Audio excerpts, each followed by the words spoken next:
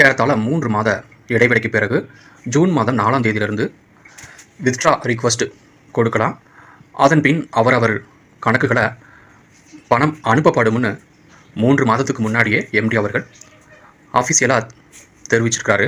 ஆனால் நேற்று நடந்த ஒரு அவசர மீட்டிங்கில் சில பிரச்சனைகளின் அடிப்படையில் ஒரு மீட்டிங் நடத்தப்பட்டது. அதில் என்ன ஒரு தகவல் கிடச்சிருக்குது அப்படின்னா, எதிர்பார்த்த அளவுக்கு புதிய நபர்கள் யாரும் சேராததுனால, மேலும் மைவி3 மெயின்டைன் பண்ணக்கூடிய 10 வகையான வங்கி கணக்குகளில் போதுமான பணம் இல்லாததுனாலையும் இந்த டிலே, அதாவது இந்த ஒரு கஷ்டகாலமான இந்த ஒரு சுச்சுவேஷனில் சொன்ன தேதிக்கு பணம் வந்து டிஸ்பஸ் பண்ண முடியலைங்கிறது தான் அவங்க அந்த மீட்டிங்கில் அவங்க முடிவெடுத்துக்கிறாங்க.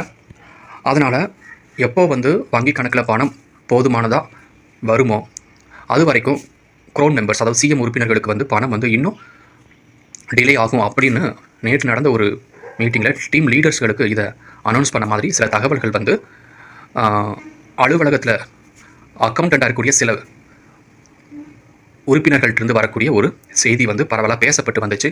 அது உண்மை என எம்டி அவர்கள் கூடிய விரைவில் தெரிவிப்பார்னு சொல்கிறாங்க. இன்னும் 2 நாட்களில் 3 நாட்களில் மறுபடியும் எம்டி அவர்கள் அனைவருக்கும் அதை ஆஃபீஸில் அனௌன்ஸ் பண்ணப்படுவதாகவும் சொல்லியிருக்கிறாங்க.